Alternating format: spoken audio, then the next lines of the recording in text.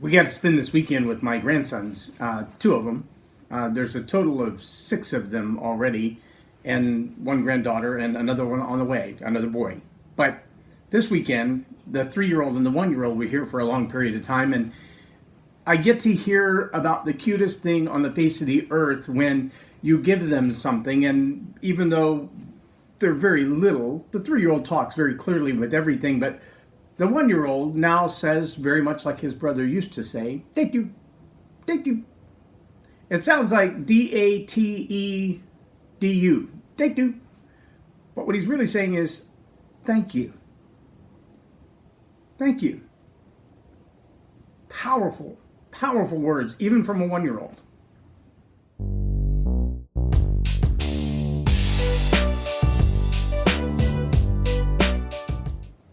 I'm J Loren Norris with Leading Leaders Podcast, and I want to encourage you to adopt the habit of thank you.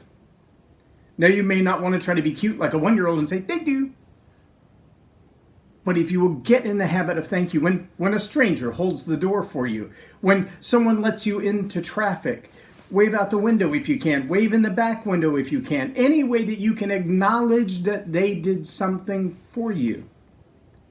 Life is already full of enough stress, enough road rage, enough ingratitude, enough people walking past people with both hands full and just pushing their way past. Oh yeah, I see it all the time. I see people coming in and out of the grocery store so engrossed in their telephones or their current conversation that they don't even notice someone in need. Tripping over other people's babies while they're struggling with trying to get them to the car. It's amazing, really, when you see all the near tragedies that could happen because people just are so focused in their own little world, they're not paying attention to anybody else. A habit of thank you. A habit of thank you changes that because not only does it change your attitude about what others have done for you, it puts you in a place where you're intentionally aware of an opportunity to say thank you, which means you're actually seeking out the good in others.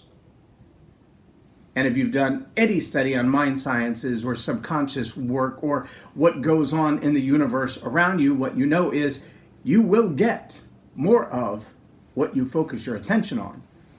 So if you're focusing your attention on thank you, on gratitude, on gratefulness, on looking for the good in others and what they might have done for you, that's what you're going to get more of. The same is also true if you are constantly focused on, well, that person didn't let me into traffic. They could have let me in. I'll cut them off at the next intersection. Well, that person didn't hold the door for me. I'm not holding the door for them or anybody else. That kind of attitude seeps in and it gets deeper and deeper and deeper. And it's part of the place where stress comes from. It originates in the way that you view the world and the people around you in it. Stress magnifies in you. It causes you to react negatively to everything that happens around you. It causes your body even to suffer with inflammation and heart disease and high blood pressure and stress and strokes. All of those things come from the toxic thinking that often begins with an ungrateful heart. The contrary is also true, though. When you can find the smallest thing to be grateful for, to say thank you for, even an absolute stranger, even the rudest, meanest, most gruff curmudgeon you could ever imagine, will often melt at the words, thank you. Many times we find that our grumpy days come because we had hoped someone would say thank you for something that we did for them and the appreciation wasn't there. If you've ever had a day where you felt underappreciated, forgotten, like your contribution didn't matter at all, whether that was at work or in your marriage or in traffic, being unappreciated hurts. Being unappreciated, unacknowledged, unrecognized for the work that you've done is a painful place to be.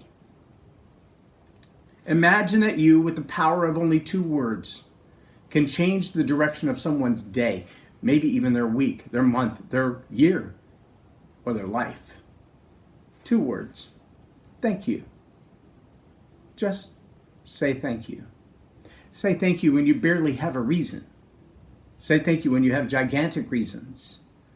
Look for reasons, the slightest possible reason, to say thank you. And you will find that those two words will change your attitude and your life. I'm J Loren Norris with Leading Leaders Podcast for Tell It Like It Is TV. Have a blessed day.